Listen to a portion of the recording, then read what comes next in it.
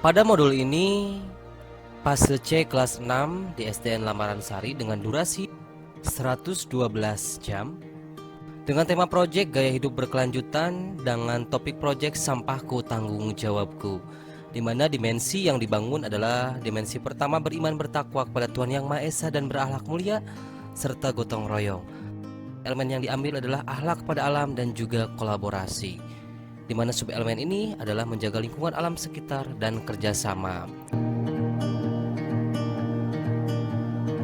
Dalam tahap ini, siswa difasilitasi dan dibimbing oleh guru untuk melakukan scan barcode, di mana guru memberikan sebuah arahan, sebuah pengetahuan awal tentang bagaimana sampah yang kita produksi sehari-hari berakhir di TPA belakang sekolah. Dan bagaimana peran kita sebagai warga sekolah dalam mengelola sampah.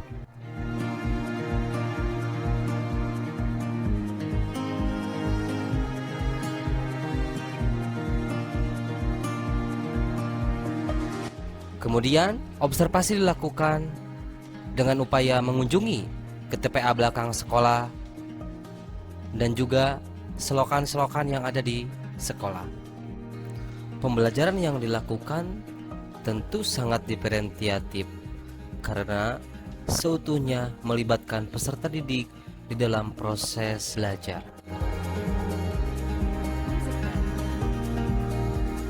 Kemudian yang tahap kedua yaitu tahap bayangkan, di mana kita akan mengkaji sebuah permasalahan sampah di sekolah dengan membangun ide-ide yang kreatif sebagai solusi masalah di lingkungan sekolah. Sebagai salah satu upaya berbasis IT, mesin EcoBin ini juga dirancang menggunakan pendekatan tong sampah barcode. Tong sampah yang dibangun dan dirancang berdasarkan aplikasi pembelajaran seperti Kahoot, Slido, Mentimeter, Padlet, Quizzes, yang nantinya instrumen dan informasi pengetahuan yang diperoleh siswa dapat di-scan melalui barcode sehingga sampah dapat terkumpul sesuai jenisnya. Kemudian, siswa bersama teman kelompoknya dapat membuang sampah yang sudah terkumpul melalui tong sampah barcode tadi ke TPA belakang sekolah. Hal ini dilakukan karena pendekatan kontekstual lebih menyenangkan dan membuat siswa lebih aktif dan juga pembelajaran menjadi lebih efektif. Kemudian tahap yang ketiga adalah tahap lakukan, di mana guru melakukan sebuah rancangan aktivitas proyek profil pelajar Pancasila dengan tim fasilitasi yang ada di sekolah. Kemudian guru berupaya membuat desain dan refactory mesin EcoBin ini dengan tahap uji coba dan terus dilakukan sebagai bentuk refleksi dan umpan balik daripada guru lain dan juga siswa, sekaligus menguji coba apakah efektif atau tidak mesin yang kita buat ini. Di tahap ini kita melakukan sebuah branding dan juga tahap finishing dalam menyusun dan merancang mesin EcoBin ini. Salah satunya adalah memasang barcode dan juga papan branding.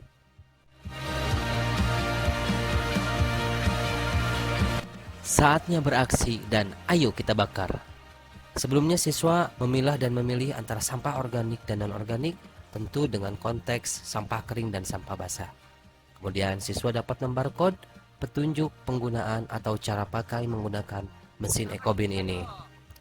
Setelah itu, siswa melakukan kegiatan pertama yaitu membuka mesin dan sampah yang sudah dipilih, baik organik ataupun non-organik.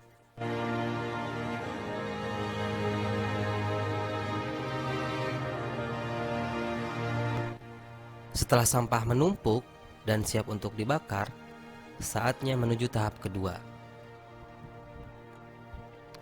Menyalakan api dan memanfaatkan kertas kering untuk kita bakar. Yang ketiga, kita nyalakan blower dengan listrik.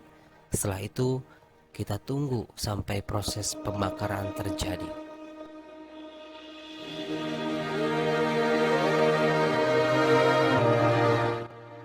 dan kita atur menggunakan tongkat yang sudah kita buat sebagai alat bantu dalam mengurai sampah yang dibakar. Setelah proses pembakaran selesai, saatnya kita buka load fly ash. Kita keluarkan abu sisa pembakaran tadi menggunakan alat ember kecil ataupun alat lainnya, dan kita tuangkan ke dalam alat tersebut. Media EcoBin ini bersandar pada ide keberlanjutan. Fly ash dapat kita manfaatkan sebagai pupuk kompos tanaman yang ada di sekolah kita. Terakhir, tahap bagikan. Kita lakukan asesmen, refleksi, dan tindak lanjut. Baiklah, sebelumnya saya akan memperkenalkan bagian-bagian daripada mesin EcoBin ini.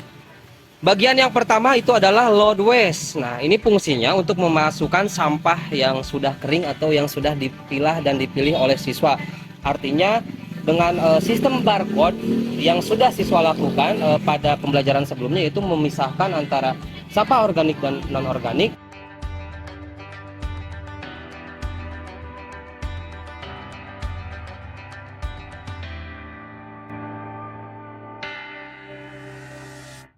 Kemudian yang bagian yang kedua itu ada blower. Nah, blower itu sebelah sana. Blower ini fungsinya untuk menstabilkan api pada saat proses pembakaran. Artinya kenapa kita perlu blower? Karena memang kunci utama daripada mesin ini adalah ruang bakar ya. Dimana kalau misalkan api stabil, maka proses pembakaran juga bisa lebih optimal. Kemudian yang ketiga ada load fly ash. Load fly ash itu ini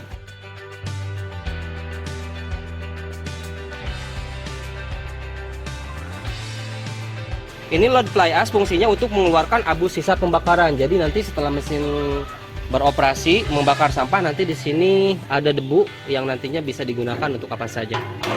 Kemudian yang keempat ada air flow. Ini ada dua bagian air flow. Pipa yang memanjang ini itu namanya air flow.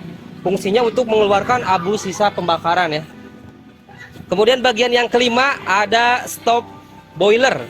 Fungsinya itu untuk memecah asap hasil pembakaran. Ini ada di dalam sini, sistemnya tidak terlihat.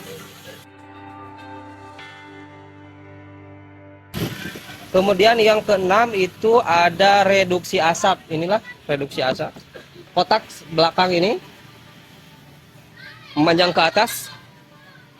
Fungsinya untuk membersihkan asap gas buang. Nanti karena ini konteksnya mesin ramah lingkungan, artinya tidak asap yang mengepul, yang sifatnya membawa polusi. Ini sudah dijamin tidak menghasilkan asap yang berlebih, artinya hanya uap saja. Kemudian yang ketujuh ada chimney. Fungsinya untuk mengeluarkan gas bersih ya, atau bisa dikatakan clean gas, sisa hasil pembakaran yang ada dalam mesin ini. Kemudian yang kedelapan dan terakhir nih, papan branding atau bisa dikatakan papan barcode,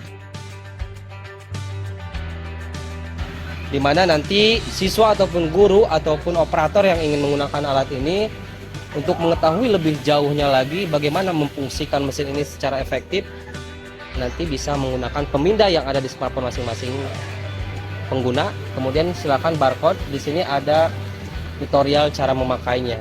Jadi urutan teknis dari nomor 1 sampai nomor sekian itu bisa diketahui oleh si pembuang sampah.